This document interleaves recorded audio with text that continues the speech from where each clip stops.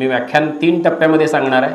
मुळात म्हणजे 10वी नंतर करिअर काय करायचं आहे ते, दुसरं म्हणजे ते करण्यासाठी अभ्यासाचं नियोजन कसं करावं ते, आणि तिसरं म्हणजे का अभ्यास करायचा आहे, कशासाठी अभ्यास करायचा आहे। 3 टप्प्यामध्ये मी तुम्हाला याची माहिती सांगणार आहे।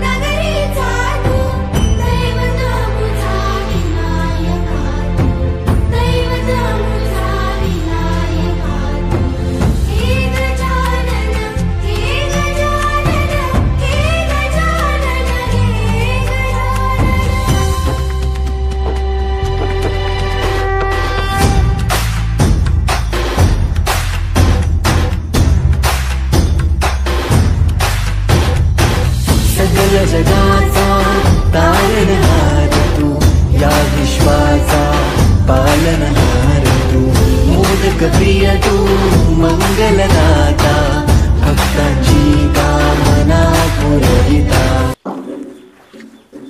आता लागलीच या कार्यक्रमाला सुरुवात होत आहे।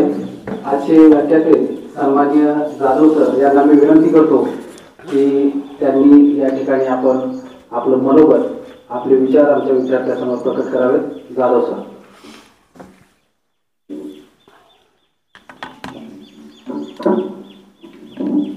धन्यवाद सगळ्यांना, तसंच नमस्कार। टायमर लावतोय, टाईम याच्यासाठी की तुम्हालाही बोर होऊ नये। बोलणारे आम्ही तसं बघायला गेलं तर स्पर्धा परीक्षेचे लोक एकदा बोलायला सुरुवात केली की 8-8 तास थांबत नाही आम्ही, पण तितकं तुमच्या इकडे थोडंसं जास्त वेळ बोर होऊ नये आणि एकाच दिवशी डोस जास्त जाऊ नये म्हणून टायमर लावतोय। अगदी 30 मिनिटाचा वेळ लावतोय, झाला तर जास्तीचा एक 10 मिनिटं त्याच्यामध्ये वाढून होतील। टायमर लावून मी तर ठेवलेला आहे। तर आज श्री गणेशोत्सव व्याख्यानमालेच्या निमित्ताने नागनाथ विद्याविकास प्रशाला या प्रशालेच्या प्रांगणात आज मला या ठिकाणी आमंत्रित केलं, त्याबद्दल आपल्या सर्वांचे सर्वप्रथम आभार व्यक्त करतो। या प्रशालेचे मुख्याध्यापक सन्माननीय माने सर, सर्व सहकारी शिक्षक More sir, Bagal sir, Bedge sir, Kamble sir, त्याचबरोबर जे काही सन्माननीय शिक्षक आहेत ज्यांची मला नावं माहीत नाहीत त्या सर्वांनाही या ठिकाणी मी आमंत्रित केलं, त्याबद्दल आपल्या सर्वांचा या ठिकाणी आभार व्यक्त करतो। आणि आजचा विषय माझ्यासाठी दिला आहे तो म्हणजे 10वी नंतर काय। खरं तर आम्ही ज्या वयात, तुमच्या वयात जेव्हा आम्ही होतो त्यावेळेला आम्हाला करिअर म्हणजे काय हा शब्दसुद्धा माहीत नसायचा। बऱ्याचशा तुमच्या शिक्षकांना सुद्धा विचारून बघा की ते ज्या वयात होते, तुम्ही ज्या वयात शिकत आहात त्या वयात करिअर हा शब्द आम्हाला माहीत नव्हता। आणि मी अशा ठिकाणी व्याख्यानाला आलो की ज्या गावामध्ये करिअर घडवलेले अनेक लोक आहेत, ज्या गावामध्ये IAS, माहीत आहे ना तुमच्या गावामध्ये IAS आहेत, काय नाव त्यांचं विसरलं वाटतं नाव, ठीक आहे, पाटील साहेब, ज्ञानेश्वर पाटील असं त्यांचं नाव आहे। सध्या ते उत्तर प्रदेश केडरमध्ये आहेत। तर अशा या गावामध्ये, आणि नुकतंच तुमच्या गावामध्ये काही लोकांची, काही युवकांची निवडसुद्धा झालेली आहे। मला वाटतं मागच्या महिन्यामध्ये सुरवसे नावाचा व्यक्ती, सुरवसे का भोसले, जलसंपदा विभागामध्ये त्याची अभियंता म्हणून निवड झाली, सुरवसेच ना, ठीक आहे। तर ह्या सगळ्या वर्तमानपत्रातल्या बातम्या आहेत, त्यामुळे त्यांच्याकडचं लक्ष हे तुमच्यासाठी प्रेरणादायी आहे। आणि आज मी त्या गावामध्ये स्पर्धा परीक्षेच्या संदर्भाने आणि 10वी नंतर काय ह्या करिअरच्या दृष्टीने सांगायला आलोय। खरं तर व्याख्यान कशासाठी असतात, गणेशोत्सवाची व्याख्यानमाला ही जवळपास भारताच्या इतिहासातली परंपरा आहे। 1895 सालापासून व्याख्यानमाला गणेशोत्सवाच्या निमित्तानं चालतात आणि त्या ठिकाणी वेगवेगळ्या गोष्टी सांगितल्या जातात, समाजाचं विचार मंथन केलं जातं। व्याख्यानं कशासाठी असतात, व्याख्यानं ही प्रबोधनासाठी असतात। खरं तर जे चांगलं असतं ते फुकट मिळतं, जे वाईट आहे ते मात्र विकत घ्यावं लागतं। दारू प्यायचे असेल तर पहिल्यांदा पैसे द्यावे लागतात आणि दूध घ्यायचं असेल तर महिनाभर उधारी ठेवून दूध घेतो आपण, बरोबर ना? मोबाईलचा रिचार्ज आधी भरावा लागतो आणि रेडिओ आकाशवाणी रोज ओरडत असते, आपण तिकडं मात्र लक्ष देत नाही. सांगण्याचा उद्देश काय की जे वाईट आहे त्याच्याकडे मात्र आपण लवकर आकर्षित होतो, जे चांगलं आहे त्याच्याकडे मात्र आपण आकर्षित होत नाही. आणि याच्यासाठी व्याख्यानं असतात. व्याख्यानं म्हणजे घडण्यासाठीचा जो भाग आहे तो घडण्यासाठी ही व्याख्यानाची परंपरा ज्यांनी कोणी चालू केली असेल त्यांना या आजच्या ठिकाणी वंदन. व्याख्यानातून घ्यायचं काय असतं तर त्यातून आपल्याला जे आवश्यक आहे ते घ्यायचं आणि जे अनावश्यक आहे ते टाळून द्यायचं. जे अनावश्यक माझ्याकडून जाईल ते इथंच सोडून द्यायचं आणि जे आवश्यक आहे ते घ्यायचं. माझी ओळख करून देताना सरांनी सांगितली की ती सेठ आहे, जिल्हा परिषद शाळेत शिक्षक आहे, मी सुद्धा एक सामान्य शिक्षक आहे. फक्त ही ओळख बऱ्याच वेळेला मी मुद्दाम माझी जास्तीची जी ओळख आहे ती लपवून ठेवलेली ओळख नेहमी सांगत असतो. सर नुसतंच सेट पास नाही तर 2008 साली माझी PSI म्हणून निवड झालेली आहे, पण ती मी केवळ शिक्षक पेशा आवडता म्हणून मी PSIची पद सोडून दिलेलं आहे.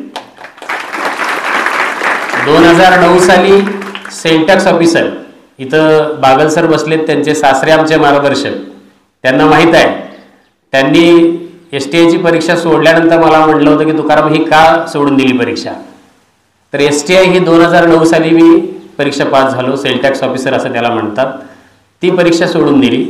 त्याच्यानंतर समाज कल्याण आणि उपजिल्हाधिकारीपर्यंतच्या जवळपास 3 इंटरव्ह्यू मी आजपर्यंत दिलेले आहेत. त्यात जर सिलेक्शन झालं असतं तर आज मी इथं न येता उपजिल्हाधिकारी म्हणून राहिलो असतो.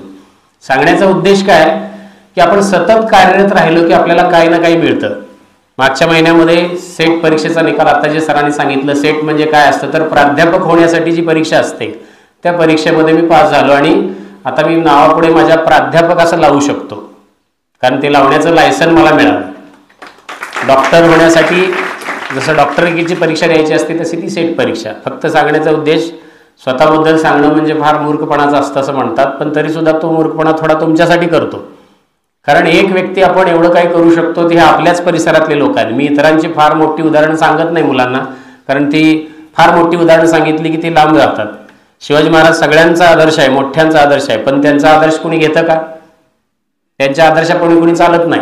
नुसतं फक्त आपल्याला जय भवानी जय शिवाजी पुरतं त्यांचा आदर्श आपण वापरतो, पण त्यांच्या पावलावर पाऊल ठेवायचं म्हटलं की तेवढं जड जातं आपल्याला, त्यांच्यासारखं वागणं जमत नाही. म्हणून आपल्या जवळची थोडी थोडी उदाहरणं मी सांगत असतो, त्याच्यातला हा भाग असो. माझ्याबद्दलची थोडीशी माहिती सांगितली. फक्त एक प्राथमिक शिक्षक आहे आणि पुढे शिक्षकच म्हणून राहायचं आहे, त्यामुळे इतर परीक्षा हा माझा छंद आहे. फक्त एवढं एकच आहे की महाराष्ट्रामध्ये 2008 नंतर मी जेव्हा PSIची परीक्षा सोडून दिली त्याच्यानंतर मी क्लासेस घ्यायला सुरुवात केली. MPSCचे क्लासेस विनामूल्य, 1 रुपया न घेता, कारण नोकरी आपली आहे. त्या परीक्षेतून आजपर्यंत महाराष्ट्रामध्ये 250 PSI आज माझ्या हातून तयार झालेले आहेत, जे वेगळ्या ठिकाणी कार्यरत आहेत. तुमच्याच गावचा एक विद्यार्थी आहे किशोर शिंदे, सध्या सोलापूर शहर दलामध्ये पोलीस खात्यामध्ये आहे, तो याच परिसरातला आहे. तो PSI पदासाठी त्यांनी मागच्या 2 वर्षाखाली परीक्षा दिली होती. 1-2 मार्काने त्याची पोस्ट गेली. पोलीस खात्यातून PSI पदासाठी त्याने प्रयत्न केलेला होता. तोही माझाच विद्यार्थी. अक्कलकोट तालुक्यात बादोल्यामध्ये जाधव म्हणून आहेत, विलास जाधव, सध्या येरमाळा पोलीस चौकीचे ते प्रमुख आहेत. PSI विलास जाधव, ते सुद्धा माझे विद्यार्थी. फक्त सांगण्याचा उद्देश काय तर ही जवळपासची विद्यार्थी. हे तुम्हाला सांगण्याचं कारण काय, कारण ही सगळी शेतकऱ्यांची मुलं आहेत आणि तुम्हीही सगळी शेतकऱ्यांची मुलं आहेत. योग्य वेळेत आपल्याला जर नाही समजलं करिअर तर आपण पुढं जाऊन आपल्या वाटा चुकतात. त्यामुळे हे सांगण्याच्या गोष्टी. याच्या पुढे आता दुसऱ्या गोष्टी मी फार सांगत बसत नाही. आपल्याला लहान वयात जर गोष्टी समजायला लागल्या तर आपण त्या लवकर अवगत करायला लागतो. MPSCचं क्षेत्र माझ्यासहित तुमच्या सर्व शिक्षकांना विचारा, जोपर्यंत ते शालेय वयात होते त्यांना MPSC हा शब्द माहीत होता का? विचारा नंतर मी गेल्यानंतर. तर ही गोष्ट आहे. मला सुद्धा मी नोकरी लागल्यानंतर, माझी नेमणूक आहे 2000 सालची आणि 2008 पर्यंत माझं ग्रॅज्युएशन नव्हतं. 2008ला लास्ट ग्रॅज्युएशन संपल्यानंतर मी जी परीक्षा दिली त्या पहिल्या प्रयत्नात मी PSI पास झाले. सांगण्याचा उद्देश काय की MPSC आम्हाला लवकर माहीत नव्हती म्हणून आम्ही ते लवकर घडवू शकलो नाही किंवा लवकर मिळवू शकलो नाही.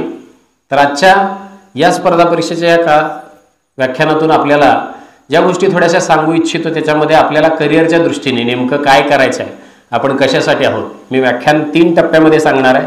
मुळात म्हणजे 10वी नंतर करिअर काय करायचं आहे ते, दुसरं म्हणजे ते करण्यासाठी अभ्यासाचं नियोजन कसं करावं ते, आणि तिसरं म्हणजे का अभ्यास करायचा आहे, कशासाठी अभ्यास करायचा आहे. 3 टप्प्यामध्ये मी तुम्हाला याची माहिती सांगणार आहे. सर्वप्रथम आपला जो विषय आहे 10वी नंतर काय. 10वी नंतरच नाही तर खरं आपल्या ज्या करिअरची सुरुवात होते ती आपल्या 6वी 7वी पासून सुरुवात होते. आपली एक म्हण आहे जुनी की बाळाचे पाय पाळण्यात दिसतात. तसं तुम्ही पुढे जाऊन आयुष्यामध्ये काय होणार आहे. मगाशी सर जेव्हा प्रस्तावना करत होते त्यावेळेला हातात खडे घेऊ नका वगैरे ज्या सूचना देत होते त्या सूचनेवरनं लक्षात आलं की तिथं आमची स्पर्धा परीक्षेची सुरुवात झाली. कसं, ज्या ठिकाणी आपल्याला अभ्यासाला बसायचं आहे, कोणाच्या घरात कोण मेडिकलला वगैरे असतील किंवा कोण 10वीला असतील, इंजिनिअरिंगला असतील, त्यांच्या घरातली मुलं विचारा, ती 8-8 तास एका ठिकाणी बसून अभ्यास करतात. ऐकलंय का कधी असं? 8-8 तास एका ठिकाणी बसून अभ्यास करतात. त्यावेळेला त्यांच्या हातापायांची हालचालही होत नाही, फक्त मान स्थिर असते आणि डोळ्यांची हालचाल होत असते. जर अभ्यास करत असताना आपल्याला एवढा वेळ बसायचा असेल तर आपल्याला व्याख्यानासाठी 10 मिनिटं 15 मिनिटं अर्धा तास आपल्याला बसणं गरजेचं आहे आणि ते बसावं याच्यासाठी त्या सूचना सरांनी दिलेल्या होत्या. त्यामुळे ती एक अभ्यासाची सवय आहे. मुळात 10वी नंतर आपल्याला करायचं काय, याच्या अगोदर सुरुवात जी होते ती स्पर्धा परीक्षेची सुरुवात होते आपल्या 4थी आणि 5वीच्या स्कॉलरशिप परीक्षांपासून. आधी 4थीला असायची, आता ती 5वीला स्कॉलरशिपला. सर्व स्पर्धा परीक्षांचा पाया जो आहे तो म्हणजे स्पर्धा परीक्षेचा पाया आहे तो म्हणजे स्कॉलरशिप परीक्षा. या परीक्षेमध्ये तुम्ही जर बेसिक नॉलेज ज्या इयत्तेला आहात त्या इयत्तेचा अभ्यास करणे म्हणजे स्पर्धा परीक्षा. मी काय म्हटलं वाक्य बघा, ज्या इयत्तेला आहोत आपण त्या इयत्तेचा अभ्यास प्रामाणिकपणानं करणं म्हणजे स्पर्धा परीक्षा आहे. नाहीतर आपल्याकडे दुसरी एक म्हण आहे, पुढचं पाठ आणि मागचं असं होत जातं आपल्याला. आपण 6वीतनं 7वीत गेलेलो असतो पण 6वीतलं काय विचारलं की आपल्याला येत नाही. त्याचं कारण काय तर आपण फक्त परीक्षेपुरतं शिकतो आणि जे परीक्षेपुरतं शिकतात ते मात्र यशस्वी होत नाहीत. 12वी फेल नावाचा एक चित्रपट आलेला होता मध्ये, बघितलंय का? 12th फेल नावाचा. मनोज शर्मा नावाचे IPS अधिकारी होते, ते सोलापूरला आपल्या IPS होते. त्यांचा एक चित्रपट होता. त्या चित्रपटामध्ये ते शाळेमध्ये शिक्षकांना विचारतात की मोठं व्हायचं असेल तर काय करावं लागेल. त्यांच्या प्रश्नाचं योग्य उत्तर त्यांना शाळेतही मिळालं नाही म्हणून ते त्यांच्या घरी जेव्हा एक पोलीस अधिकारी आले होते, PI वगैरे आलेले होते, त्यावेळेला त्यांनी तो प्रश्न विचारला त्यांना की बडा बनने के लिए क्या करना पडेगा. त्यावेळेला तिथं कॉपी, ते ज्या परिसरात होते त्यावेळेला कॉपी देऊन 10वी परीक्षा वगैरे पास केल्या जायच्या. शाळेतूनच कॉपी पुरवली जायची आणि ते पास व्हायचे. त्यावेळेला मनोज शर्मा सुद्धा तसेच 2 वेळा पास झाले, तिसऱ्यांदा नापास पण झाले. त्या 10वीच्या परीक्षेच्या वेळेला ते स्वतः नापास झाले, 12वीच्या परीक्षेला नापास झाले. त्यावेळेला त्यांना त्या DSPने, तिथला जो आलेला होता PI, त्या PIनं सांगितलं होतं की बेटा बडा बनना है तो चीटिंग छोड़ दे. त्या चित्रपटातलं ते वाक्य आहे किंवा ते डायलॉग आहे, बडा बनना हो तो चीटिंग छोड़ दे. कॉपी करून पास होऊन फार झालं तर आपण 1 टप्पा पार करू शकतो. जीवनाचा सर्व टप्पा पार करायचा असेल तर तिथं कॉपीची मुलं चालत नाहीत. आणि यशाचं शिखर गाठायचं असेल तर कॉपीची मुलं ही फार झालं तर गटांगळ्या खाऊ शकतील, किनाऱ्याकडे येऊ शकतील, पण उच्चस्थान मिळवू शकत नाहीत. त्यामुळे आपल्या जर डोक्यात असेल की आपण कॉपी करून 10वी पास होतो, 8वी पास होतो, याचं बघून त्याचं बघून पास होतो, ते डोक्यातनं काढून टाका. जेवढं आपलं स्वतःचं आहे ते मिळवण्याचा प्रयत्न करा. त्या चित्रपटातलं ते वाक्य होतं. याचा उद्देशच असा आहे की आपण आयुष्यामध्ये काहीतरी मिळवायचं असेल तर आपला स्वतःचा अभ्यास पाहिजे. किती तास अभ्यास करावं, काय करावं त्याचा भाग नंतर. सुरुवातीला अभ्यासाची क्षेत्र किती आहेत, 10वी नंतर आपण कुठल्या क्षेत्रात जाऊ शकतो हे सांगण्याच्या अगोदर मी तुम्हाला संधी कुठून सुरुवात होते ते सांगतोय. 5वीच्या वर्गात गेलात तर डॉक्टर होमी बाबा नावाची शिष्यवृत्ती परीक्षा असते, जी शास्त्रज्ञ होण्यासाठी परीक्षा असते. होमी बाबा नावाची शिष्यवृत्ती परीक्षा दिली तर आपल्याला त्या इन्स्टिट्यूटमध्ये शिकायला मिळतं. जसं नवोदयला वगैरे परीक्षेचा फॉर्म भरला की नवोदयाच्या शाळेमध्ये जाता येते, तसं होमी बाबा नावाची शिष्यवृत्ती परीक्षा असते. शास्त्रज्ञ घडवण्याची ती एक बेसिक प्रक्रिया आहे. त्याला सोडून आता मंथनसारख्या परीक्षा आल्या ज्या 8वीपर्यंत घेतल्या जातात. या परीक्षा देत चला. या परीक्षांमुळे काय होतं की बॅकग्राऊंड तयार होतं. शेती करण्याअगोदर डायरेक्ट जाऊन शेतकरी पेरत नाही बघा. काय करतो, त्याची मशागत करतो. आलेलं तण वगैरे सगळं काढून घेतो, जमीन पूर्ण नांगरून वगैरे स्वच्छ करून घेतो आणि मग एका पावसाची वाट बघतो. पाऊस पडला की त्यात पाणी मुरलं की त्या जमिनीला काय तयार होतो, वापसा. तसा अभ्यासाचा वापसा आल्याशिवाय आपण अभ्यास करू शकत नाही. तो अभ्यासाचा वापसा कधी यावा लागतो, या वाचनातून तयार होतो. या वाचनातून आपला तयार होतो. त्यामुळे त्याचा बेस आहे तो 10वी पर्यंतचा. आपल्या महाराष्ट्र राज्यातलं जालना जिल्ह्यातलं एक उदाहरण आहे अन्सर शेख नावाचं. वयाच्या 21व्या वर्षी IAS मिळवणारं ते देशातलं एकमेव उदाहरण आहे की जे सर्वात कमी वयामध्ये IAS अधिकारी झालेले असं त्यांचं उदाहरण आहे, रेकॉर्ड आहे, आजही ते मोडलं गेलेलं नाही. हे सांगण्याचा उद्देश काय तुम्हाला की आत्ता तुम्ही ह्या कळत्या वयामध्ये आहेत. जर तुम्हाला आत्ता समजलं की मला या मार्गाला जायचं आहे, या रस्त्याला जायचं आहे, तर हे रस्ते आपण आधी शोधून घ्यायचे. याच्यासाठी बेसिक नॉलेज कुठलं असतं, कुठल्याही स्पर्धा परीक्षा जा, तुम्हाला त्या ठिकाणी गणित तुमचं थोडंसं चांगलं पाहिजे. थोडंसं चांगलं, मी फार चांगलं म्हणत नाही, गणित थोडंसं चांगलं पाहिजे, इंग्रजी त्यात बऱ्यापैकी चांगलं पाहिजे, मराठी व्याकरण जे आपल्याला लहानपणापासून शिकवलं जातं ते व्याकरण पाहिजे. मी हे तुम्हाला का सांगतो तर मी गेल्यानंतर सरांकडून नेटवरनं ते पेपर सर्च करून घ्या, मी सांगितलेले प्रश्न नव्हते का असं वगैरे. 18 ऑगस्ट 2024ला एक समाज कल्याण अधिकारीची एक परीक्षा झाली. त्या परीक्षेला मीही पुण्याला गेलो होतो. तिथं एक प्रश्न आलेला होता, जेठा मारून बसणे. मला वाटतं आपल्या त्या शिक्षण परिषदेमध्ये पण मी सांगितलं होतं. हे सगळे 5वीच्या पुस्तकातले आहेत, CBSEचं 5वीचं पुस्तक आहे, त्याच्यामध्ये हे शब्द आहेत. सांगण्याचा उद्देश काय की ते वाक्यप्रचार वगैरे आहेत ते सगळे तिथं विचारले जातात. आता 10वी नंतर आपल्याला कुठं कुठं जायचं आहे त्याच्या अगोदर ह्या साध्या छोट्या परीक्षा आहेत. याला सोडून NMMS आहे, NTS आहे, MTS आहे. या परीक्षांना बसत चला. या परीक्षामुळे तुमचा एक बेस तयार होतो, मार्ग तयार होतो, तुमच्या ह्या अभ्यासाची मशागत तयार होते आणि जेव्हा तुमचा वापसा येतो 10वी नंतर, त्यानंतर तुम्ही तुमचं करिअर घडवू शकता. एका दिवसात करिअर तयार होत नाही. तसं करिअरचं व्याख्यानसुद्धा एका दिवसात सांगून मुलं घडत नसतात, तर त्याच्यासाठी सतत हॅमरिंग डोक्यामध्ये पाहिजे. आता राहिला प्रश्न, आपण 10वीपर्यंत सगळेजण याच शाळेमधून शिकून पासआउट झालो. मग आता कोण कुठं जाणार आहे, कोण कुठं जाणार आहे हे कसं कळेल आपल्याला?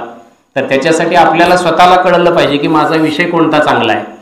माझं गणित चांगलं आहे का, माझं मराठी चांगलं आहे का, माझं समाजशास्त्र चांगलं आहे की माझं इंग्रजी चांगलं आहे. या विषयात आपल्याला करिअर करता येतं. या विषयामधल्या वेगवेगळ्या संधी आपल्याला घेता येतात.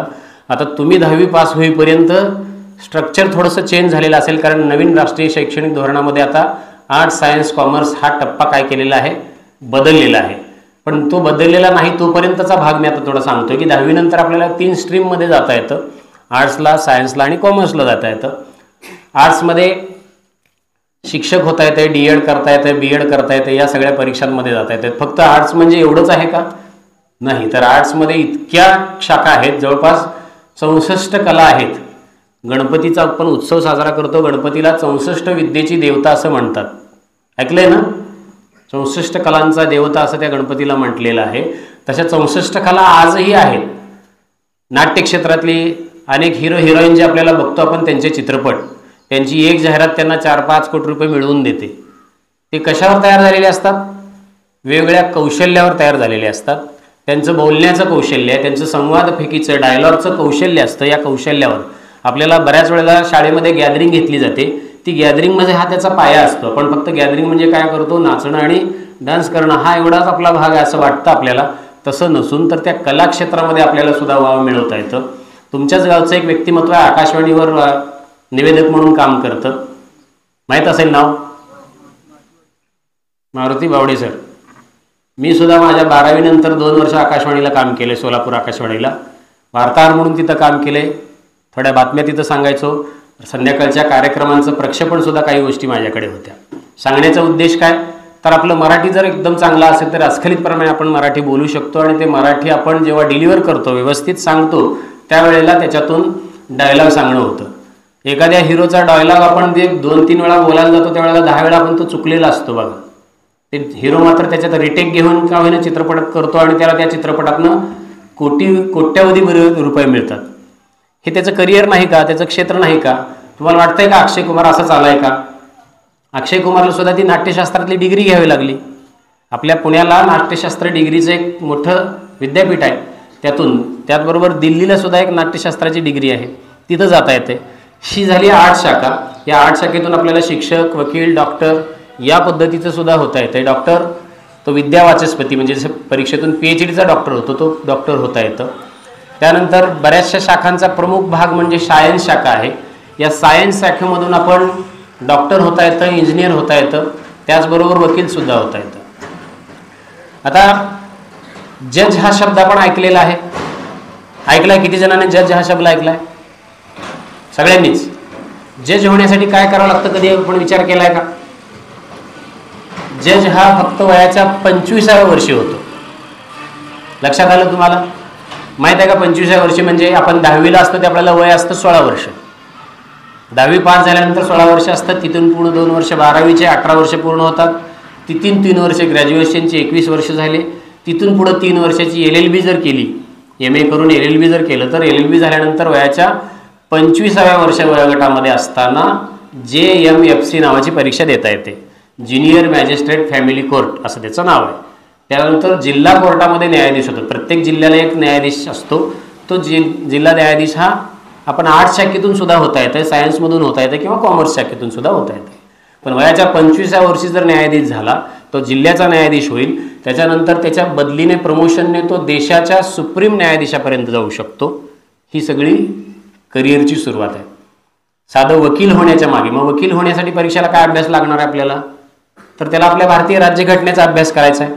त्याचबरोबर जे आपल्या भारतातले वेगवेगळे कायदे आहेत, जे आपण पिनल कोड वगैरे म्हणतो, इंग्रजांनी दिलेले कायदे आहेत, त्याची नावं गेल्या 1 जुलैपासून बदललेली आहे. ती सगळा अभ्यास त्या सगळ्या परीक्षेला आहे. अगदीच सगळा अभ्यास काय सगळ्यांना पाठ नसतो, पण किमान 70% पुढचा अभ्यास त्यांचा त्यात झालेला असतो, त्यावर त्या परीक्षेला जाता येतं. तर ही झाली साधी न्यायाधीश होण्यासारख्या परीक्षा.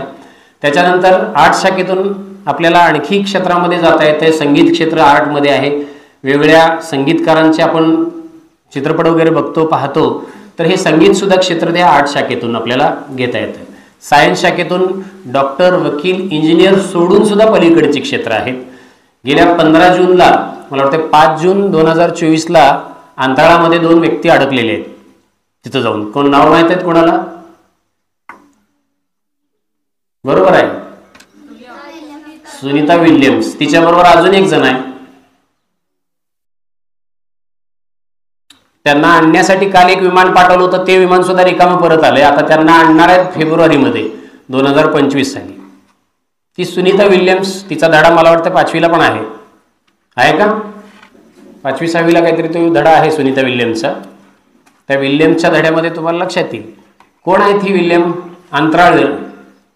अंतराळवीर म्हणजे आकाशातल्या खगोलांचा अभ्यास करणारी ती अंतराळवीर आहे. ती अंतराळवीर झाली कशी? त्याच्यासाठी एरोनॉटिक्सचा एक डिप्लोमा असतो. 12वी नंतर 3 वर्षाचा BSc एरोनॉटिक्स हा डिप्लोमा तिने पूर्ण केला आणि त्याच्यानंतर ती आज अंतराळवीर म्हणून काम करते. मग आपल्याला ही संधी जर लहानपणीच माहीत झाली तर आपण शास्त्रज्ञ होऊन पुढे जाऊ शकतो. म्हणजे बरीचशी क्षेत्र आपल्याला लहानपणी माहीत होत नाहीत, त्यामुळे आपण तिथे जात नाही. या क्षेत्राच्याही पलीकडे जाऊन कालच्या परवा दिवशीची बातमी आहे, कालच्याच पेपरची बातमी आहे बघा. पाकिस्तानच्या ताब्यात जो समुद्र आहे, अरबी समुद्राचा भाग, त्या भागामध्ये तेल साठे सापडलेले आहेत आणि ते तेल साठे इतके सापडलेले आहेत की आता पाकिस्तानची दरिद्री त्यातनं दूर होईल असं चर्चा त्याच्यामध्ये आहे. या तेल साठ्यांमधला शास्त्रज्ञ होण्याची जी संधी आहे ती फार कमी लोकांना माहीत असते. फक्त एवढेच की ती नोकरी अशी आहे की ती 6-6 महिने समुद्रामध्ये राहावं लागतं आणि 6 महिने आपल्याला जमिनीवर येता येतं. 6 महिने समुद्रामध्ये अख्खं फिरायचं. तिथंच ते समुद्राच्या खोल तळाशी जाऊन अगदी 2-2 हजार फूट खोलीवर जाऊन समुद्रामध्ये ते वायू शोधण्याचं काम तिथं केलं जातं. यांचे पेमेंटसुद्धा तसेच असतात. महिन्याला 2.5 लाख रुपये त्यांना पेमेंट मिळतं. तर या सगळ्या गोष्टी ज्या आहेत त्या आपल्याला माहीत नसतात. याचा सगळा बेस आहे तो आपल्या स्पर्धा परीक्षेचा बेस आहे तो 10वी-12वी. म्हणजे या इयत्तेनं असताना आपण इतिहास, भूगोल या विषयाबरोबरच गणित आणि विज्ञान जर आपण परफेक्ट ठेवलं तर या स्पर्धा परीक्षेच्या क्षेत्राकडे आपल्याला जाता येतं. हा झाला सायन्सचा प्रवास. सायन्समधून आपण डॉक्टर आणि इंजिनियर याच्या पलीकडचं क्षेत्रसुद्धा आहे, ह्याच्याकडे थोडं आपण लक्ष दिलं पाहिजे. या गोष्टी आपल्याला अभ्यासाच्या आहेत.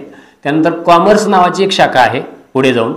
कॉमर्सचा अर्थ असतो व्यापार, व्यापारी शाखा. म्हणजे बँकेतले जे अधिकारी वगैरे असतात ते कॉमर्स झालेले असतात.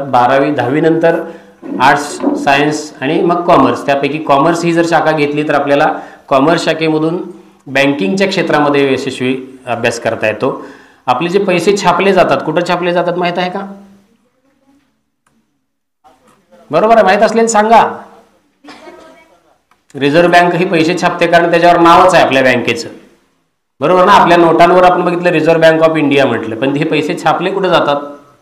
का उगं कुणाच्याही मनात आले तिथं जाऊन छापतात पैसे, असं आहे का? नाही ना. देशात 3 ठिकाणी हे पैसे छापले जातात. ते छापले जाणारे कोणतरी माणसंच असतील ना. तिथल्या कुठल्या नोकऱ्या असतील त्या कधी कोणाला माहीत झालेत का? जे आपल्या खिशामध्ये आपण नोटा वापरतो, नाणी वापरतो, त्या नाणी कुठं जर छापल्या जातील त्या नाणीवर भारताचा शिक्का असतो बघा, सिंहाचा, टांगसाळ असं त्याला म्हणतात. या टांगसाळीसुद्धा आपल्या इथं नाशिक जिल्ह्यामध्ये देवराळी या ठिकाणी त्या टांगसाळी आहेत. तिथला जो अधिकारी असतो तो स्पर्धा परीक्षेतूनच भरला जातो. अगदी 12वी नंतर कॉमर्स शाखेतून जेव्हा ती डिग्री पूर्ण केली जाते त्यावेळेला त्यांची एक परीक्षा घेतली जाते. 1 स्टेप परीक्षेमधून ते डायरेक्ट अधिकारी निवडले जातात. त्यांच्यासाठी फक्त देशभरात 22 कार्यालय आहेत. संपूर्ण भारत देशामध्ये त्यांच्यासाठी 22 कार्यालय आहेत. त्याला रिझर्व्ह बँक डायरेक्टर असं म्हटलं जातं. जिल्हाधिकाऱ्याला ज्या सुविधा नाहीत त्या सुविधा त्या रिझर्व्ह बँकेच्या डायरेक्टरला असतात. असं ऐशारामी जीवन जगायचं नाही का आपल्याला? त्याच्यासाठी काय करावं लागेल? आतापासून अभ्यास करावा लागेल आपल्याला. ही रिझर्व्ह बँकेतली 22 कार्यालय आहेत. त्यातलं मुख्य कार्यालय आपल्या मुंबईला आहे, रिझर्व्ह बँकेचं कार्यालय.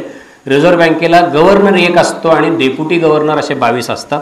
याला सोडून त्यांच्या रिझर्व्ह बँकेतले जे लेखाधिकारी असतात हे सगळे कॉमर्स शाखेतून आलेले असतात. कॉमर्स शाखेतलं सर्वात मोठं पद काय असेल तर आपल्या देशामधला आपले जे खासदार जिथं जाऊन बसतात त्याला आपण संसद म्हणतो बघा, आपली पार्लमेंट ज्याला आपण म्हणतो, त्या पार्लमेंटचा जो प्रशासकीय विभाग असतो लेखाप्रमुख त्याला आपण कॅग असं म्हणतो, chief auditor general of India, तो सुद्धा ह्या कॉमर्स शाखेतला सर्वोच्च अधिकारी असतो. तो IAS परीक्षेमधूनच भरला जातो, UPSC परीक्षेतून. तर हे सगळं सांगण्याचा उद्देश काय तर ह्या 3 शाखा आपल्या आहेत. याला सोडून आपण डिप्लोमाच्या एक वेगळ्या ब्रँचेस आहेत की सगळ्या क्षेत्रातले डिप्लोमा इन मेकॅनिझम आहे, डिप्लोमा इन ॲग्री आहे, डिप्लोमा इन टीचिंगमधला आहे.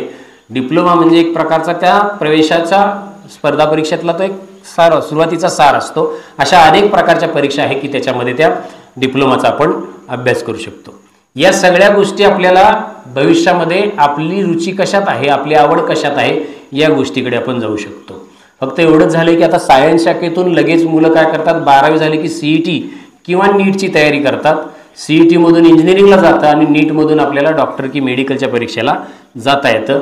पण देशभरात एवढी मुलं अभ्यास करायला लागले त्यामुळे त्याचं मेरिट इतकं चाललं की सामान्य मुलांना तिथं तेवढी फी देऊन डॉक्टर होणं, तेवढी फी देऊन इंजिनियर होणं परीक्षा सोपी राहिलेली नाही.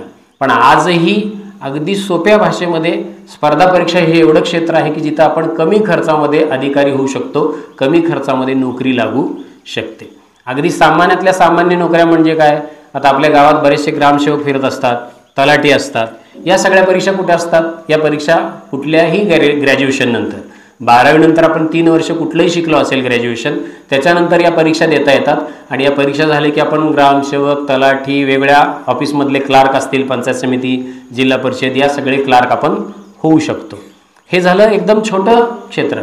आपण जेव्हा स्वप्न मोठे बघायला लावतो किमान त्या छोट्या स्वप्नापर्यंत आपण येऊ शकतो. आपण जर स्वप्न छोटी बघितली तर आपण त्याच्यापेक्षा छोटं मिळायला जातं. त्यामुळे स्वप्न थोडीशी मोठं बघण्याचा प्रयत्न करायचा.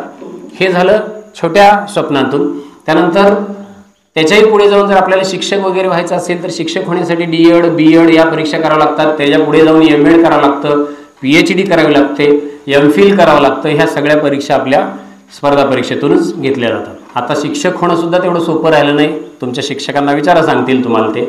संस्थेची डोनेशन सोडून द्या, हा प्रकार सोडून द्या. पण आता TET नावाची परीक्षा जी शिक्षकांसाठी आली आहे ती अतिशय अवघड परीक्षा आहे. TETचा निकाल जो आहे तो मागच्या याच्यामध्ये जर देशभरात 10 लाख विद्यार्थी बसले असतील तर 10 लाखातले फक्त 6,000 पास होतात. 10 लाखातले 6,000 पास होतात. याचा अर्थ त्या परीक्षांची काठिण्य पातळी कितीपर्यंत गेली आहे. ही परीक्षा काठिण्य पातळी वाढलेली नाही, वाढली आहे ती लोकसंख्या. आणि लोकसंख्या वाढल्यामुळे एक जागा आणि मागणाऱ्यांची संख्या जास्त झाल्यामुळं पेपर काढणाऱ्यांची जी प्रवृत्ती आहे ती थोडी अवघडात जाणे ही प्रक्रिया वाढत गेली. त्यामुळे आपल्याला या स्पर्धेमध्ये उतरायचं आहे. पुढे जाऊन या स्पर्धेमध्ये आपण टिकणार आहोत. तर याच्यासाठी आपल्याला अभ्यास करायचा आहे. हे झालं स्पर्धा परीक्षेचं या डिप्लोमा क्षेत्रातून. याच्याही पुढे जाऊन अगदी 100 रुपयाच्या फॉर्मवर कलेक्टर होता येतं. UPSCची फी आजही UPSCचा फॉर्म भरला तर तो 100 रुपये फॉर्म फी आहे. त्या 100 रुपयामध्ये आपण 3 टप्प्यामध्ये परीक्षा देऊ शकतो. पहिली आहे प्री परीक्षा, दुसरी आहे मेन्स परीक्षा आणि तिसरा आहे इंटरव्ह्यू. प्री परीक्षा असते 400 मार्काची आणि जी मुख्य परीक्षा असते ती साधारणतः 2500 मार्काची, आता 2800 मार्काची झाली. आणि इंटरव्ह्यू असतो तो 250 मार्काचा. या सगळ्या प्रक्रियेमध्ये आपल्याला कुठेही 1 रुपये फी, 100 रुपयापेक्षा जास्त फी घेतली जात नाही. चांगला अभ्यास जर झालेला असेल तर एका वर्षामध्ये ही परीक्षा आपण पास होऊ शकतो आणि 100 रुपयाच्या फॉर्ममध्ये आपण जिल्हाधिकारी होऊ शकतो. जिल्हाधिकारी कोण असतो जिल्हाधिकारी त्या डॉक्टरचा सुद्धा बॉस असतो, त्या इंजिनियरचा सुद्धा बॉस असतो, त्या शाळेतल्या शिक्षकांचाही बॉस असतो. सगळ्या क्षेत्राचा प्रमुख म्हणजे जिल्हाधिकारी असतो. कमाल आहे की नाही? 100 रुपयेमध्ये एवढं मोठं पद मिळतं की नाही? आणि जर डॉक्टर व्हायचं असेल तर आपल्याला किती लाखात फी असते. अगदी गव्हर्नमेंट मेडिकल कॉलेजची फी जर घेतली तर ती किती असते? 5.5 लाख रुपये कमीत कमी एका वर्षाची. शिकावं लागतं 4 वर्ष. गव्हर्नमेंट मेडिकलला लागले तर जवळपास 20-1 लाख रुपये डॉक्टर होण्यासाठी ही मिनिमम फी. अगदी जर मग पैसे भरून बाहेरच्या ह्याच्यातून लागलं, कोट्यामधून म्हणतात त्याला, त्या कोट्यामधून लागलं तर 80-80 लाख रुपये लागतात डॉक्टर व्हायला. आणि इथं आपण 100 रुपयेमध्ये काय होणार आहे? जिल्हाधिकारी. मग आपण या क्षेत्राकडे वळत नाही. मी मगाशी म्हटल्यासारखं जे फुकट आहे त्याच्याकडे आपण जात नाही, आणि जे विकत आहे त्याच्या मागे मात्र पळायला जातो. त्यामुळं ही स्पर्धा परीक्षेचे क्षेत्र आहे. स्वतःला ओळखा आपल्याला की आपल्याला कशात व्हायचं आहे किंवा काय करायचं आहे आपल्याला. या सगळ्या गोष्टी आपण अभ्यासातून शिकू शकतो. UPSCतून कलेक्टरसारखी जी उच्च पदं असतात ती सगळी UPSC केंद्र सरकारच्या परीक्षेतून भरली जातात, आणि जी सामान्य पदं आहेत, जी राज्य शासनाच्या लेवलची परीक्षा आहे, ती MPSCतून भरली जाते. आता हे MPSC, MPSC, UPSC सारखं सर म्हणाले, त्याचा अर्थ काय? M for Maharashtra, P for public, S for service आणि C फॉर कमिशन. महाराष्ट्र राज्य लोकसेवा आयोग असं त्याचं नाव आहे. की ही जी परीक्षा आहे त्या महाराष्ट्राच्या परीक्षेतून सर्वात मोठं पद भरलं जातं ते म्हणजे उपजिल्हाधिकारी पद. जिल्हाधिकाऱ्याच्या खालचं पद असतं ते उपजिल्हाधिकारी पद हे सर्वात मोठं असतं. त्याला सोडून जवळपास तहसीलदार, BDO, गटविकास अधिकारी, समाज कल्याण अधिकारी अशा प्रकारच्या 36 प्रकारचे वर्ग 1चे पदं MPSCतून भरली जातात. शिवाय सगळ्या ऑफिसमधले क्लार्क, टॅक्सेशनचे अधिकारी, टॅक्सचे अधिकारी हे सगळे आपल्याला MPSCतून भरलेले दिसतात. ही झाली MPSC. तशीच UPSC आहे. पुढचा PSC समान आहे. मधला U म्हणजे युनियन पब्लिक सर्व्हिस कमिशन असा त्याचा अर्थ आहे. संघ लोकसेवा आयोग असा आहे. ती परीक्षा जवळपास 3 प्रकारची उच्च पदं असतात: IAS, IPS आणि IFS. IASचा अर्थ असतो इंडियन ॲडमिनिस्ट्रेटिव्ह सर्व्हिस, IPS असतो इंडियन पोलीस सर्व्हिस आणि IFS असतो तो इंडियन फॉरेन सर्व्हिस. याला सोडून जवळपास 16 प्रकारची वर्ग 1ची पदं UPSC भरते. या परीक्षेला फक्त क्रायटेरिया आहे तुम्ही 12वी नंतर कोणतेही 3 वर्ष शिकलेले असले पाहिजे. 12वी नंतर 3 वर्ष, त्याला ग्रॅज्युएशन असा शब्द आहे, आणि त्याच्या पुढे जाऊन पोस्ट ग्रॅज्युएशन. या सगळ्या विषयातला अभ्यास जर व्यवस्थित झालेला असेल तर अगदी 2च वर्षामध्ये आपण या परीक्षांचा अभ्यास करू शकतो. आपण त्या क्षेत्राकडे वळावं आणि चांगले अधिकारी होऊन आपल्या देशाची सेवा करावी अशी अपेक्षा या ठिकाणी व्यक्त करतो. बोलता बोलता 30 मिनिटं झालेली आहेत, पण तरीही अजून मी तुमच्यापर्यंत मुख्य विषयापर्यंत आलो नाही. ही फक्त स्पर्धा परीक्षेची क्षेत्र तुम्हाला सांगितलं की एवढं जाता येते, 10वी नंतर आपल्याला करता येते. मग आत्ता नेमकं 10वीत असताना काय करावं आणि 10वीच्या नंतर असताना काय करावं या गोष्टीवर मी नियोजनावर थोडे 10 मिनिटं बोलेन आणि इथं थांबण्याचा प्रयत्न करेन. आता आपण नियोजन, 10वीच्या खास विद्यार्थ्यांसाठी नियोजन, आपण स्पर्धा परीक्षेचं अभ्यासाचं नियोजन बघा कसं करणार आहे. आता 10वी सुरू होऊन मला वाटतं 3 महिने झाले, बरोबर ना? 3 महिन्यामध्ये किती विद्यार्थ्यांनी सगळा अभ्यास वाचून काढलाय? एकही नाही. तुमचं जसं झालं तसं आमचंही झालं, पण सुदैवानं आम्हाला आमच्या शिक्षकांनी त्यावेळेला सांगितलं होतं, त्यामुळे वाचन झाले. अजूनही वेळ गेलेली नाही. दिवाळीपर्यंत सगळी पुस्तकं पूर्ण एकदा वाचून होतील की नाही? बरोबर आहे की नाही? आपण सामने खेळायला जातो, क्रिकेट खेळायला जातो, कबड्डी खेळायला जातो. कबड्डीचं ग्राउंड केवढं असतं आपल्याला माहित आहे. त्या ग्राउंडच्या बाहेर जाऊन खेळतो का आतच खेळतो आपण? मग 10वीची परीक्षा त्या पुस्तकाच्या बाहेर जाऊन खेळायच्या का आत खेळायचे?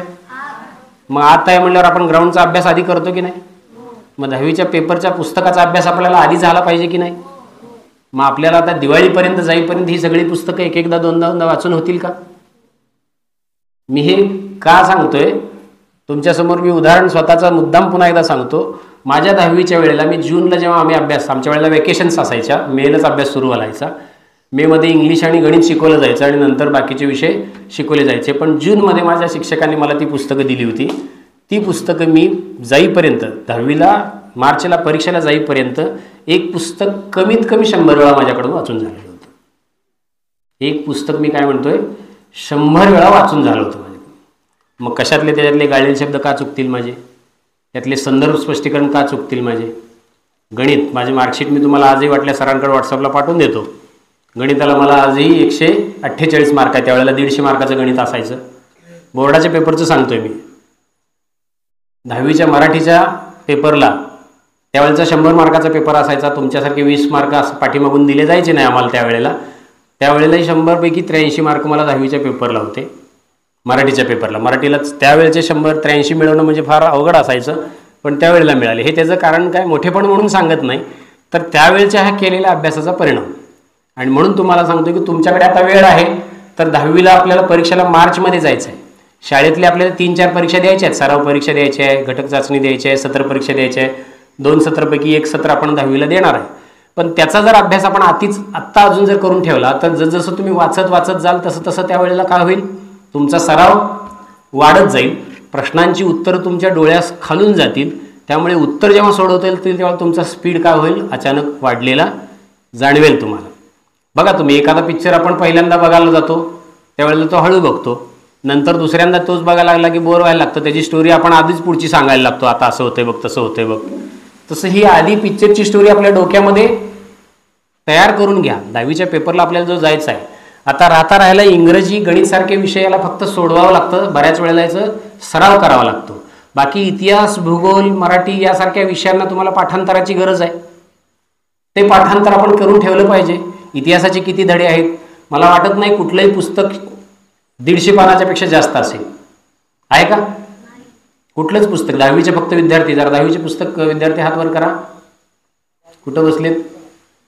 10वीचं तुमचं भूगोलाचं पुस्तक आहे, 150 पानाचं आहे का? नाही ना? खाली हात करा. मला वाटत नाही कुठलंच पुस्तक तुमचं 150 पानाच्या पुढचं असेल. अगदी कमीत कमी पानावरचा हिशोब केला तर आपण पहिलं पान वाच, दुसरं पान वाच, वाचायला केला तर माणसाचा वाचनाचा सरासरी वेग आहे. सामान्य माणूस ज्याला 2+2 4 आहे हे कळतंय, ज्याला दुकानात गेल्यानंतर 5 रुपये दिल्यानंतर 5 रुपयाचा एक पेन घेता येतो हे कळतंय, असं कळणारा सामान्य माणूस त्याचं वाचन वेग काय असू शकतो, 1 तासामध्ये तो समजून 25 पानं वाचू शकतो. तुमची होतात का बघा गेल्यावर.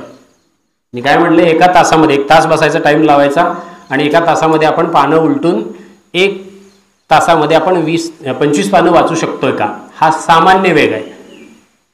आपल्या दृष्टीचं चष्मा कोणाला आहे का इथं मुलांमध्ये? तुमच्याकडे चष्माचं कार्ड आहे बघा, त्या कार्डमध्ये 6x6 असं लिहिलं असते बघा. कधी वाचलंय का बघा? चष्म्यावर आपण बघत नाही, एवढं कशाला बघतो म्हणा, हे की नाही? आता सरांना पण विचारा, त्यांचं चष्म्याचं कार्ड आहे घेऊन बघा की हे काय असतं. 6x6 काय दिलेलं असतं? हे आपल्या दृष्टीची क्षमता आहे. एकाच वेळेला आपण नजरेने 6 शब्द डोळे न हलवता वाचू शकतो. एका ओळीमध्ये किती शब्द बसू शकतात? 6 शब्दांची एक ओळ असते, लाईन असते, त्याला 6x6 म्हटलं जातं. ते न हलवता वाचता आलं, त्याच्यापेक्षा डोळे जर हलवावे लागत असतील तर ती दृष्टी कमजोर आहे असं म्हटले जाते. आणि मग त्यानंतर चष्म्याचा नंबर दिला जातो, त्याला -1 -2 असं म्हटलं जातं. तो काय आपल्या इथल्या अभ्यासाचा भाग नाही, मी फक्त दृष्टीच्या वाचनाचा आवाका तुम्हाला सांगतोय. आपले हे जे डोळे आहेत हे सगळे अँगलवर चालतात, त्यामुळे 10वीच्या भौतिकशास्त्रामध्ये तुम्हाला अँगल्स आहेत बघा, डोळ्याच्या आकृतीचा अभ्यास आहे ना? का तिथंपर्यंत अजून अभ्यास आला नसेल तर सरांना विचारा, परत सायन्स कोण शिकवतोय बघा त्यांना विचारा. तर तो दृष्टी का आवाका असतो, तो आवाका आहे, त्याच्यामध्ये आपल्याला 1 तासामध्ये आपण साधारणतः 25 पानं वाचू शकतो. आपले स्वामी विवेकानंद हे 1 तासामध्ये जवळपास 6000 शब्द वाचत होते. 6000 शब्द त्यांचे दृष्टी खालून जात होते, म्हणून त्यांना एक पाटी म्हटलं जायचं, म्हणून त्यांचं नाव स्वामी विवेकानंद आहे. आपण कमाल आपल्याला स्वामी विवेकानंद व्हायचं नाही, आपल्याला फक्त आपले आयुष्य स्वतःचं घडवायचं आहे. त्याच्यासाठी 10वीच्या मुलांनी आत्ता एक करा, मी फार जास्त सांगत नाही या विषयावर. अगदी 10वीसाठी जर पुन्हा बोलवलात तर मी 10वीसाठी खास 10वीसाठी त्यांच्या वर्गापुरतं येऊन जाईल की आपल्याला आता काय करायचं की सप्टेंबरपासून आपल्याला मार्चपर्यंत जायचं आहे. मार्चपर्यंत जाईपर्यंत जे काही फॅक्च्युअल विषय आहेत ज्याच्यावर आपल्याला पाठांतर करायचं आहे, धडा वाचायचा आहे, उत्तर लिहायचं आहे, धडा वाचायचं आहे, उत्तर लिहायचं आहे, असे धडे एकदा सगळे वाचून घ्या. तुम्ही आधी एखादा धडा वाचलेला आहे आणि सरांनी तो वर्गात शिकवला तर तुम्हाला ते जास्त समजेल का अवघड जाईल? मग तो आधीच वाचून गेला तर फायदा आहे की नाही आपला? ही सुरुवात करा वाचनाची. त्यानंतर गणिताची सुद्धा तुमच्या वेकेशनमध्ये जे गणित झाले असतील तर जे गणित आजपर्यंतच्या पेपरला आलेले आहेत ते पेपर सोडवायला लागत जावा. दर आठवड्याला त्या प्रश्नपत्रिका प्रत्येक विषयाच्या सोडवायला लागा. बघा तुमच्या वाचनाचा स्पीड कसा वाढत जाईल. आणि इंग्रजीचं जे काही पाठांतर आपल्याला गरजेचं आहे, एखादा निबंध आहे, एखादी प्यारा आहे, एखादी बातमी तयार करणं असेल, या सगळ्या गोष्टी आहेत ते तुम्ही आत्ता जर करत गेला तर आजपासून महिन्याला जर 3च निबंध लिहित गेले तर आपल्याकडे जर हातात जवळपास 7 महिने, 7 त्रिक 21, साधारण 20 निबंध आपले तयार होतील. 20 निबंधामधला एक निबंध आपल्या 10वीच्या पेपरला पडणार नाही का? नक्कीच पडणार. आणि ते 20 निबंध आपल्याला एक चांगला विषय मिळवून देतील आणि आपण चांगला निबंध लिहू शकतो. वेगवेगळ्या प्रकारच्या बातम्यांचं कात्रण जर आपण केलं तर साधारण रोज एक 4-5 बातम्या कात्रण करायला गेले तर आपण परीक्षेला जाईपर्यंत जवळपास 50 बातम्यांचं कात्रण आपल्याकडे जमा होईल. त्या कात्रणांचा उपयोग आपल्या 10वीच्या परीक्षेला होऊ शकतो. सांगण्याचा उद्देश हेच आहे की ज्या परीक्षेला जायचं आहे त्या परीक्षेचा आपण काय करतो, परीक्षेच्या सुरुवातीच्या टप्प्यात अभ्यास करत नाही. नेमकं परीक्षा आली की तेवढं परीक्षेच्या काळामध्ये आपण करायला लागतो. ती आपल्याला फार मोठी चूक लागते. त्यामुळे आत्तापासून त्याचा अभ्यास करायला सुरुवात करा. सगळेच विषय एकदा वाचून घ्या. त्या सगळ्या विषयातले प्रश्न एकदा बघून घ्या. सगळ्या विषयातल्या प्रश्नांचं तुकडीकरण करा. तुकडीकरणाचा अर्थ काय, सगळ्या वर्गातले सगळ्याच विषयातले काय करायचे, गाळलेले शब्द एका बाजूला लिहून काढायचे. सगळ्याच विषयातले सगळ्याच ह्याच्यातले जोड्या जुळवा जे असतील असे ऑब्जेक्टिव्ह प्रश्न ते एका बाजूला काढत चला. याच्यासाठी अपेक्षित प्रश्नसंच नावाचा एक प्रश्नसंच आमच्या काळात यायचा, आता आहे की नाही मला माहीत नाही, अजूनही असेल तर त्या अपेक्षितमध्ये हे सगळे एकत्रीकरण करून दिलं जायचं. ते रेडीमेड घेण्यापेक्षा आपण थोडंसं काय करायचं, स्वतः वाचून ह्या गोष्टी करायला सुरुवात करायची. याच्यामुळे काय होईल की आपल्या स्वतःचा एक कॉन्फिडन्स लेवल वाढत जाईल. आता राहिला इतर वर्गांचा अभ्यास. किती तास अभ्यास करावा असा प्रश्न बऱ्याच वेळेला मुलं विचारतात. माझं एक साधं सूत्र असतं, आपण ज्या इयत्तेला आहे तेवढा तास आपला अभ्यास असावा. काय म्हटलं मी, ज्या इयत्तेला आहे त्या इयत्तेला. पहिलीच्या मुलानं किती तास अभ्यास करायचा, पण ते एका ठिकाणी 1 तास बसत नसते. मग ते थोडं सकाळीच करते, थोडं संध्याकाळी करते. आता आपण त्याच्यापेक्षा थोडे मोठे झालो की नाही, मग आपला आता दुसरीच्या मुलानं किती तास अभ्यास पाहिजे. आता आपले वर्ग 5वी पासून आहेत, मग 5वीच्या मुलानं किती तास अभ्यास केला पाहिजे. करतो का 5 तास अभ्यास, आपण करत नाही. आणि म्हणून आपण इतरांसाठी टाळ्या वाजवायला येतो. आपल्यासाठी कोणी टाळ्या वाजवायला पाहिजे की नाही. रोज 5 तास आपला अभ्यास आहे का. आता आपण तो नियम आपल्यासाठी कुरनूरसाठी थोडा शिथिल करू. ज्या इयत्तेला आहे त्याच्यापेक्षा निम्मा तास अभ्यास करू. आता 5वीच्या मुलाने किती तास अभ्यास करायचा, होईल का 2.5 तास बसणं आपल्याला एका ठिकाणी. का बरं होत नाही, काय म्हातारे आहेत का आपण. 2.5 तास बसणे म्हणजे काय, रोजचा घरचा अभ्यास सर देतात. तो घरचा अभ्यास किती जरी वेळ बसून केला तरी जास्तीत जास्त 1 तासाच्या तो सगळा अभ्यास होतो की नाही. आणि कुठलेच सर तुम्हाला 2 तास 3 तास बसण्या इतका अभ्यास देत नाहीत, हे माझ्यासहित सगळ्यांना माहीत आहे. त्यामुळे आपण घरच्या अभ्यासासाठीचा वेळ 1 तास धरला. राहिलेल्या 1.5 तासात आपण शाळेचा अभ्यास करणं म्हणजे काय, आपल्याला वाटतं की लिहिणे म्हणजे अभ्यास नव्हे. तुम्ही वेगवेगळी पुस्तकं वाचणे, दिलेल्या पुस्तकातला अभ्यास पुन्हा पुन्हा वाचणे, याला अभ्यास म्हणतात. दिलेली पुस्तकं तुम्हाला इतिहास असतो, भूगोल असतो, विज्ञान असतो, ही पुस्तकं घरी गेल्यानंतर पुन्हा पुन्हा वाचणे याला अभ्यास म्हणतात. ती बसण्याची एक पद्धत असते अभ्यासाला बसण्याची. आता खाली बसून मांडी घातली की आपल्याला पाय दुखायला लागले, आहे की नाही. मग डॉक्टर आंबेडकरांच्या काळात काय खुर्च्या नव्हत्या, टेबल नव्हते, ती मांडी घालून बसून 18 तास अभ्यास त्यांनी केला आहे. आणि मग ते आपल्या देशाची राज्यघटना लिहू शकले. त्यांच्यासारखं आपल्याला कुठं राज्यघटना लिहित बसायची नाही आहे, आपल्याला स्वतःसाठी करायचं. त्यांनी देशासाठी समाजासाठी केलं, आपल्याला फक्त आपल्यासाठी. तुम्ही म्हणाल सर तुम्ही सांगितल्यावर हे कळेल का, किंवा तुम्ही सांगताय फक्त तुम्ही केलाय का बसलाय. मी सुद्धा तुमच्यासमोर उदाहरण आहे, जे केले ते सांगितले तसं मी स्वतः केलेलं आहे. आज माझे पाय दुखतात बऱ्याच वेळ. का तर मी जेव्हा 2012 साली MPSCच्या मेन्सला होतो तेव्हा पुण्यामध्ये अभ्यासाला बसायचो. इथं शाळेला दहिटनेवाडी शाळेला मी त्यावेळेला शिक्षक म्हणून कार्यरत होतो. त्या परीक्षेला मी उन्हाळी सुट्टी आणि दिवाळी सुट्टीलाच जायचो. 15 दिवसामध्ये तेवढा अभ्यास व्हायचा. एक पुस्तक कमीत कमी 400-450 पानाचं पुस्तक असायचे. असे 8-8 विषय आम्हाला होते. ते सगळं मला त्या 15 दिवसात वाचून करावं लागायचं. म्हणून मी 8-9 तास एका ठिकाणी मांडी घालून बसून अभ्यास केलेला आहे तेव्हासुद्धा. आज त्यामुळे त्या मांडी घातल्याचा परिणाम आहे की हे मांड्या सगळ्या दुखतात, गुडघे आजही दुखतात. पण ते व्यायामानं वगैरे ते करून नेलं. सांगण्याचा उद्देश काय की आपण जर एका ठिकाणी बसण्याची सवय जोपर्यंत आपल्या शरीराला लावत नाही तोपर्यंत आपल्या अभ्यासाची बैठक तयार होत नाही. ही अभ्यासाची बैठक आपण आत्ता तयार करून घ्यायची आहे. आणि ह्या सगळ्या गोष्टी आपल्या अभ्यासासाठी गरजेच्या आहेत. सवयीविना अभ्यास होत नाही अजिबात. त्या अभ्यासाच्या सवयी आपल्याला आत्तापासून लागल्या पाहिजेत. 10वीचं वर्ष हे तुमच्या स्पर्धा परीक्षेचं पहिलं वर्ष आहे की जिथून पुढे आपल्याला या जगातल्या अनेक परीक्षा द्यायच्या आहेत, आयुष्यातल्या अनेक परीक्षा द्यायच्या आहेत. MPSC किंवा स्पर्धा परीक्षा ही असं सांगते की तुम्ही ज्या परीक्षा पास होत आहे त्या परीक्षेनंतर आणखी काही क्षेत्र आहेत की तिथं तुम्हाला अजून परीक्षा द्यायच्या आहेत. त्यामुळे आयुष्यभराची परीक्षा संपत नाही. आपण लहानाचे मोठे होत जातो पण ह्या परीक्षा होतच राहतात. परीक्षा म्हणजे काय असते तर डिसिजन मेकिंग असतं. एखाद्या गोष्टीमध्ये निर्णय घेता येणं म्हणजे ही परीक्षा असते. ही परीक्षा आपल्याला हळूहळू समजायला लागेल. सगळ्यांच्या दृष्टीने क्षेत्र तुमच्या लक्षात आले असतील. फक्त एक गोष्ट करून घ्या आणि शिक्षकांनाही विनंती इथली राहील की 10वी नंतर काय क्षेत्र आहेत याचा एक चार्ट मुलांना काढून द्या. कारण एका दिवसात मी सांगितलं की त्यांच्या लक्षात राहील असं होत नाही. त्यामुळे 10वी नंतर चार्ट काढून द्या. आर्ट्समधून कुठं जाता येतं त्याचा एक चार्ट काढून द्या. कॉमर्समधून कुठं जाता येतं एक काढून द्या. आणि कॉमन सगळ्यामधून कुठं जाता येतं, स्पर्धा परीक्षा कुठं जाता येते याचा छोटा चार्ट त्यांच्याकडे द्या. एकदा ते 12वी नंतर बाहेर पडले की तुम्हाला समजायला लागेल की माझी कॅपॅसिटी काय, मी कुणाबरोबर लढाई करू शकतो, या सगळ्या गोष्टी तुमच्या लक्षात येतील आणि मग तुम्ही अभ्यासाला म्हणजे त्या स्पर्धा परीक्षेला यशस्वी होऊ शकाल. हे झालं नियोजनाच्या बाबतीत. नियोजन म्हणजे काय? अभ्यासाचं नियोजन. आपण आपल्या दररोजच्या अभ्यासाचं नियोजन हे करत असताना आपल्या शरीराची एक वेगळी मेंटॅलिटी असते. शरीर व्यवस्थित राहिलं तर अभ्यास चांगला होतो. बऱ्याच वेळेला पोरं अभ्यास करतात आणि नेमकं परीक्षेच्या दिवशी आजारी पडतात. मग ते आधी प्रॅक्टिस करायची, मॅचमध्ये जाऊन हारायचं, अशासारखा प्रकार होतो. त्यामुळे स्पर्धा परीक्षा करणाऱ्या मुलांनी काय केलं पाहिजे? स्वतःच्या शरीराची एक प्रकारची सवय लावून घेतली पाहिजे. रोज किमान एक अर्धा तास आपल्या व्यायामासाठी दिला पाहिजे.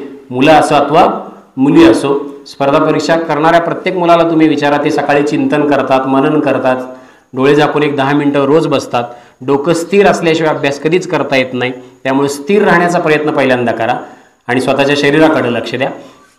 त्यानंतर अभ्यासाचं एक स्वतःचं टाइम टेबल बनवा. आपण घरी किती वाजता जातो, घरातून शाळेला किती वाजता येतो. मला वाटतं 5 वाजताच शाळा सुटते ना सगळी? 4:30ला शाळा सुटते. तर घरी सगळेजण जास्तीत जास्त असा शेवटचा मुलगा कुठला असेल की 5:30ला घरी पोचतो?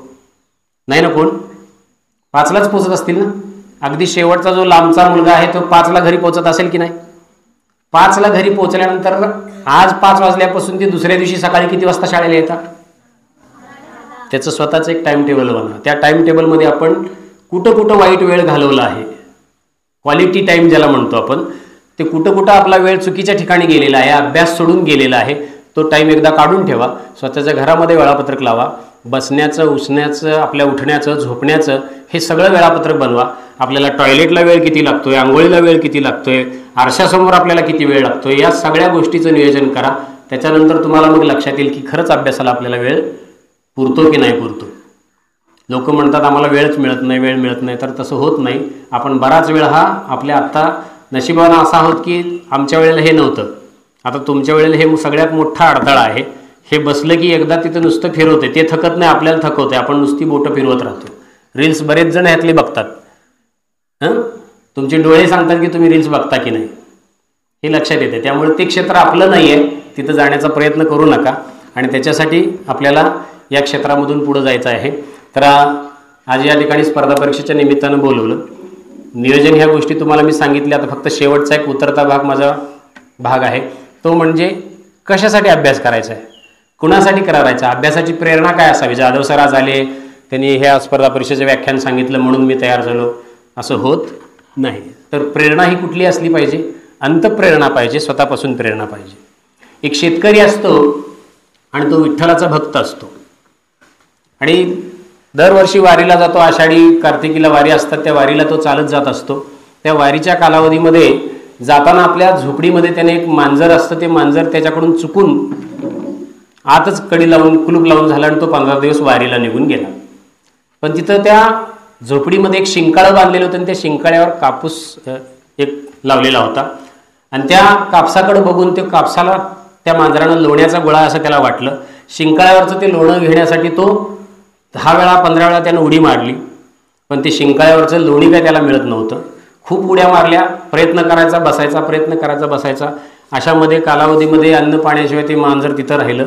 15 दिवसानंतर हा शेतकरी आला, त्यानं दार उघडलं की वाऱ्याच्या वेगानं ते शिंकाळ्यावरचा कापूस खाली पडला.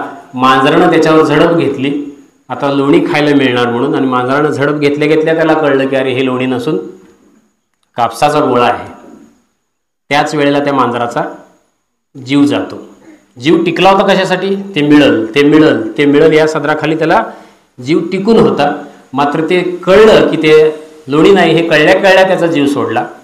आता याला आपण थोडासा आपल्या जीवनाशी जोडू. ते लोणी म्हणजे तुम्ही आहात आणि ते मांजर की जे आशा लावून बसले तिथे तर तुमचे आईवडील आहेत. आणि त्यांनी तुमच्यासाठी माझ्या लोण्याचा गोळा तयार होईल म्हणून आपल्याकडे आशा लावली आणि एक दिवस आपण त्यांची निराशा करून टाकली. आपण लोण्याचा गोळा नसून काय झालो, आपण एक कापसाचा गोळा निघालो. असं जर जेव्हा वाटेल त्यावेळेला जसं मांजरानं जीव सोडून दिला तसं आपल्यासुद्धा आईवडिलांची अवस्था तशी होईल. तर त्यांच्यासाठी आपल्याला यश मिळवायचं आहे. ज्यांच्या पोटी जन्मलो त्यांना आपला अभिमान वाटावा, या अभिमानासाठी आपल्याला यश मिळवायचं आहे. त्यांच्यासाठी आपल्याला यश मिळवायचं आहे. याच्याशिवाय सुद्धा या देशाचं आपण काहीतरी देणं लागतो, या देशाच्या देण्यासाठी आपल्याला यश मिळवायचं आहे. हे यश मिळवून आपण आपल्या आयुष्याचा, आपल्या गावाचा, आपल्या शाळेचा विकास करू शकतो. यशाची प्रेरणा अजून दुसरी कुठली नसते, तर आपली परिस्थिती हीच आपल्या यशाची प्रेरणा असते.